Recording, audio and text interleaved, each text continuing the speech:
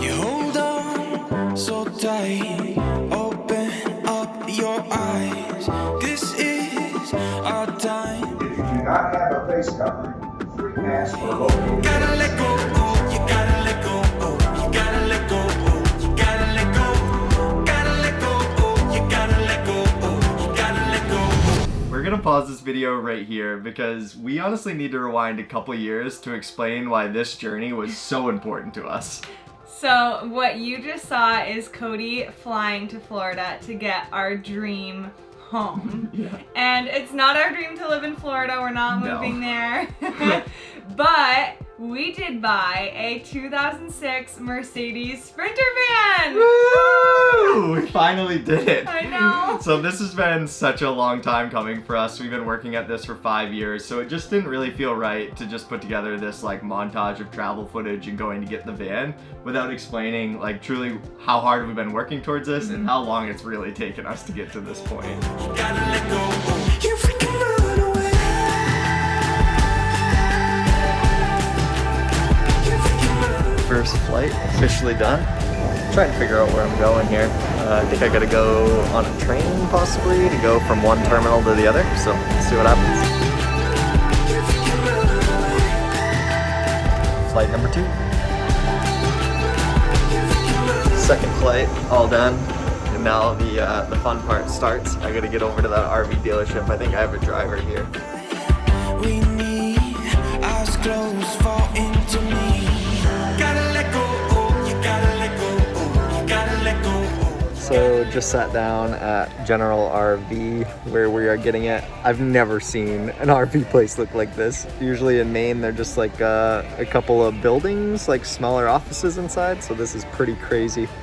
And definitely makes me feel way better showing up to this location versus some random guy's house in Chicago that was trying to scam me. So feeling really good. I cannot wait to get eyes on the van. There were so many moments in the 5 years leading up to this exact moment that I was just completely doubtful if we could actually get to that point of going and getting the van. Yeah, so what we ended up doing was creating something that we called our van life roadmap, and it was just, we wrote down just a bunch of smaller goals to get us to buying the van. And it was just on a piece of scrap paper, and Cody hung it behind his desk in his office, and it was so helpful for us to just focus on those smaller goals, and it made things seem so much more attainable for us. Yeah, for sure. And I think one of the biggest like life lessons I've learned from this whole journey was that if you're gonna chase this really big, lofty goal, it can be extremely slow. Like to wake up every day and remind yourself of this goal that's out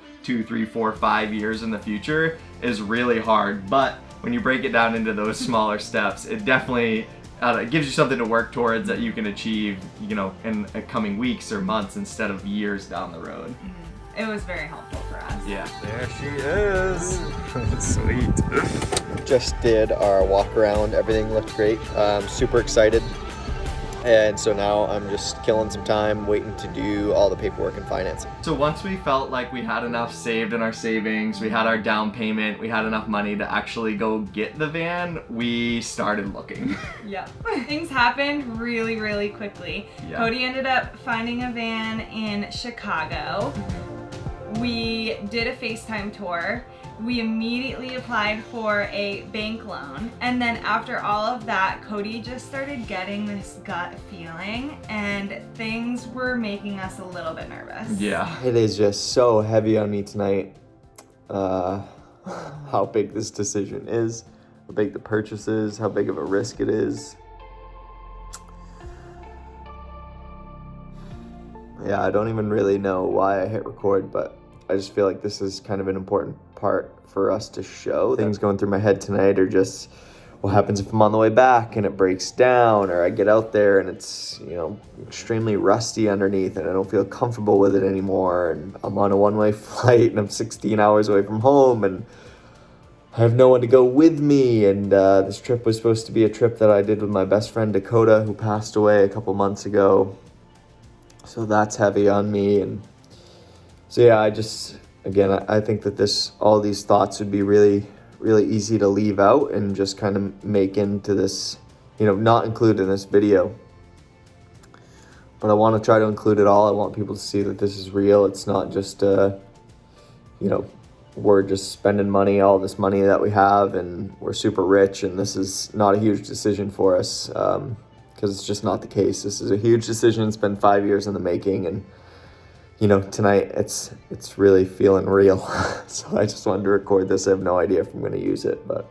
The night before Cody was about to leave to go to Chicago to get the van, it was like 2 a.m. and I just happened to wake up and Cody was like staring at me in the middle of the night, and I'm like, what is wrong? And he's like, my gut feeling was right. And long story short, Cody did a bunch of digging online and found out that the person we had been communicating with was a part of other Craigslist title washing scams. Yeah. And oh my gosh, I am so thankful you stayed up that night. Yeah, it was a gut feeling, and it turned out to be right. It was just crazy that I caught it the night before. So back to square one we went. We had to restart our whole search and start at square one.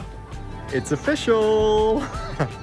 I am so pumped. I'm just loving this thing. I can't wait to learn more about it. So about to hop in, drive it off the lot at the dealership where it's currently sitting, and I want to get to a parking lot so I can dig into this thing and start figuring it all out. But the van is officially ours. So after pretty much a night of not sleeping, that Friday morning I got up, started my work day just as I do any other day by looking for vans on Craigslist, looking for vans on Marketplace, all the RV sites, and I was scrolling through a Class B camper van group on Facebook that we've been a part of for years, and as I'm scrolling down through, I saw a van that I knew was pending the day before. It showed that it wasn't pending anymore. So I reached out and things started to take off. I got a call while I was at work and Cody was like, I found our van, and he seems so sure of it. I think Cody found a van today. I am so excited. I cannot stinking wait. And so I'm pretty much like down for the ride for everything. So I'm like, okay, babe. So at 9 a.m. he found the van. Yep. I would say by noon we had started all of our paperwork and you booked all of the flights. Yep. And then by the time I got home from work around 5 p.m., the van was basically ours. Yeah, it was moving so fast that day, and all the footage that you guys saw was that next morning, Saturday morning at 4 a.m. when I woke up to fly out. It all happened very quickly. Yeah.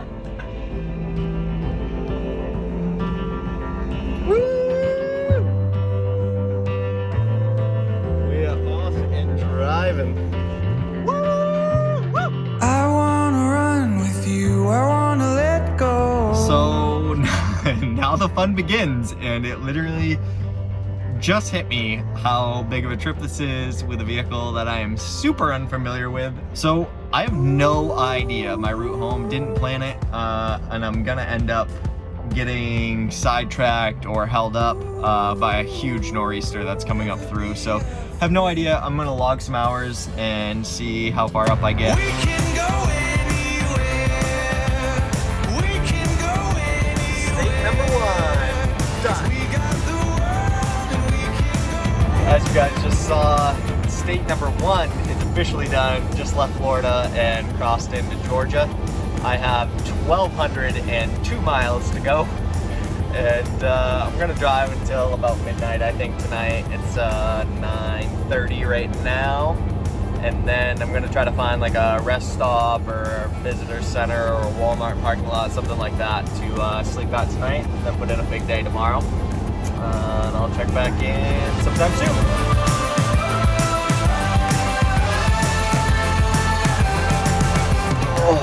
Wow, I'm exhausted.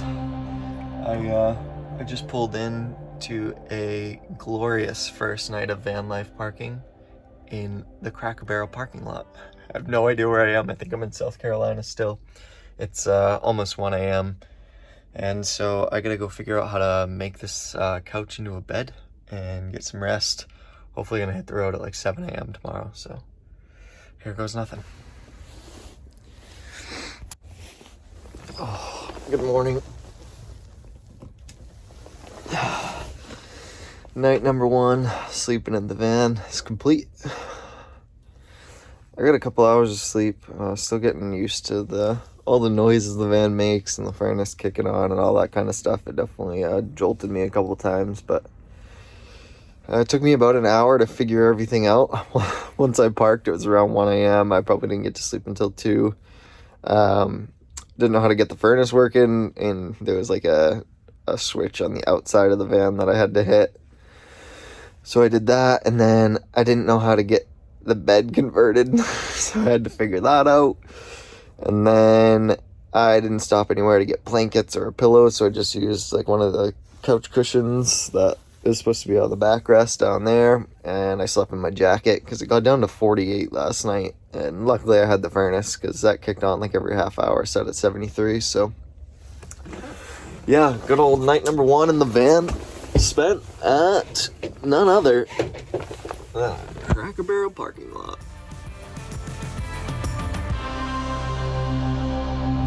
Wow. Good morning to you, South Carolina. Good morning to you.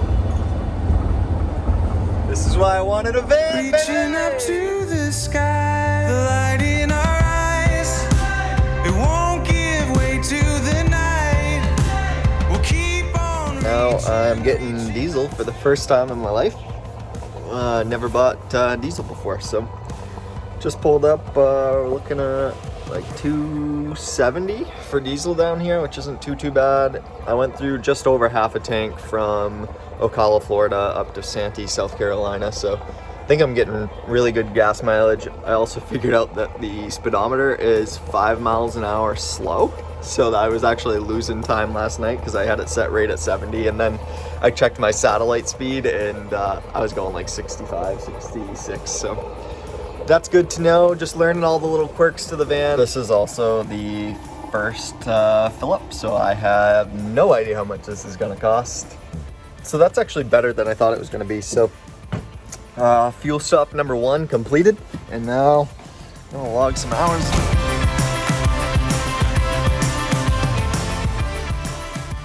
So the last clip that you guys saw, I said that I wanted to log some focused hours, and I did all the way home. I never really filmed any more than that. When I got to Washington, D.C., this rainstorm switched over to snow, and then when I reached New Jersey, it was a full-blown nor'easter.